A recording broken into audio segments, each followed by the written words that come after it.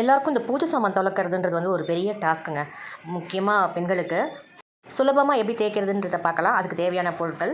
முக்கியமான இந்த பொருட்களை நீங்கள் கலந்து வச்சுக்கிட்டிங்கன்னா 10 நிமிஷத்தில் உங்கள் பாத்திரம்லாம் பளபளன்னு இருக்கும். உங்கள் கை வலிக்காமல். இதுக்கு தேவையானது வந்து முக்கியமாக லெமன் சால்ட்டு. எல்லாமே ஈக்குவல் போர்ஷன் தான். லெமன் சால்ட் மட்டும் ஒரு 2 ஸ்பூன் மட்டும் ஜாஸ்தி போட்டிருக்கேன். மற்றபடி அரிசி மாவு, கோதுமை மாவு, அப்புறம் பேக்கிங் சோடா, உப்பு, நம்ம துணி துவைக்கிறதுக்கு யூஸ் பண்ணுற டிட்டர்ஜென்ட் பவுடர். இது மட்டும்தாங்க. இது எல்லாத்தையுமே நம்ம ஒரு பாத்திரத்தில் போட்டு நல்லா கலந்து எடுத்து வச்சுக்கலாம். அவ்வளோதான், நம்மளோட மேஜிக் பவுடர் ரெடி ஆகிடுச்சு. சும்மா லேசாக ரொம்ப தண்ணி ஊற்றிடாதீங்க. கொஞ்சமாக ஒரு பேஸ்ட் மாதிரி கலந்துட்டு நீங்கள் தேய்க்க வேண்டிய பித்தளை பாத்திரத்துலையோ இல்லை செம்பு பாத்திரத்துலையோ நீங்கள் பூசி ஒரு 10 நிமிஷம் வச்சுட்டு சும்மா லேசாக ஒரு ஸ்டீல் நாரோ இல்லை ஏதோ ஒரு நார் வச்சு தேய்ச்சிங்கனாலே பளபளன்னு ஆகிடும். ஆனால் முக்கியமான இன்னொரு விஷயம் என்னென்னாக்கா, ஒரு பாத்திரம் நல்லா நீங்கள் எந்த வாட்டரில் வேணால் கழுவிக்கிங்க, அதாவது போர் வாட்டர் அந்த மாதிரி. ஆனால் கழுவி முடிச்சதுக்கப்புறம் நீங்கள் நல்ல தண்ணியில் கலந்து வச்சுட்டிங்கனாக்கா ரொம்ப நாளைக்கு அந்த கலர் அப்படியே பளபளன்னு அந்த ஷைனிங்காக இருக்கும். நம்ம புளி தேடணும், எலுமிச்சம்பழம் தேடணும், செங்கல் தூள் தேடணும். இப்போல்லாம் வீடு கட்டுறதுக்கே செங்கல் கிடைக்கிறதில்ல, அப்புறம் எங்கே பாத்திரம் தேய்க்கிறதுக்கு? அதுவும் முக்கியமாக சிட்டியில் இருக்கிறவங்களுக்கு.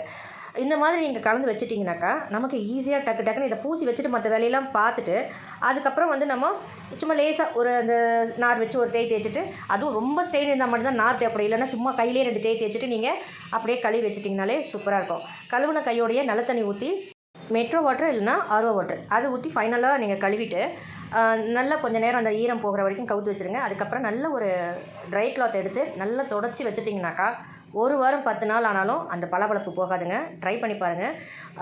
பித்தளை பாத்திரத்துக்கு மட்டும்தானான்னு கேட்டால், ஈவன் ஸ்டீல் பாத்திரம் நம்ம பணம் மேலே போட்டு வச்சுருப்போம் இல்லையா, அந்த பாத்திரம் நம்ம ஒரு ஃபங்க்ஷனுக்கு எடுக்கிறோம், அது ரொம்ப மக்கி போய் கிடக்குது அப்படின்னா அதுக்கு கூட நீங்கள் இந்த பவுடரை போட்டு தேய்ச்சிங்கனாக்கா நல்லா பளபளன்னு ஆகிடும்.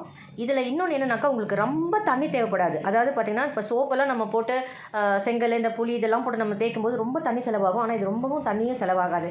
ஒரு 2 டப்பில் நீங்கள் தண்ணி வச்சுட்டிங்கன்னா இதில் ஒரு முக்கு அதில் ஒரு முக்குனிங்கனாலே போதும். உங்களுக்கு உங்கள் வேலை ஈஸியாக முடிஞ்சிடும். கைக்கும் எந்த பாதிப்பு இருக்காது. முக்கியமாக பார்த்திங்கன்னா, இந்த நெயில்ஸ் எல்லாம் ரொம்ப வளர்க்குறவங்க இருக்காங்களே, அவங்களுக்கு ரொம்ப நேரம் அந்த தண்ணியில் ஊற வச்சு தேய்க்கும் போது நெயில்ஸ் உடஞ்சிரும்ன்ற அந்த பயம் இருக்கும். அதுவும் இந்த மாதிரி ஹார்டாக நீங்கள் பித்தளை பாத்திரம்லாம் தேய்க்கும் போது அது கண்டிப்பாகவே அவங்களுக்கு அந்த ஒரு பயம் இருக்கும். ஆனால் நீங்கள் பயப்படவே தேவையில்லை. உங்கள் நெயில்ஸ்க்கு ஒன்றுமே ஆகாது. ரொம்ப ஈஸியான முறையில். இது நாள்பட்ட சொம்புன்றனால தான் எனக்கு கொஞ்சம் தேய்க்கிறதுக்கு நேரம் எடுத்துச்சு. அதுக்குள்ளே தேய்க்க தான் அந்த நார் வச்சு தேய்க்கிறதுக்கு.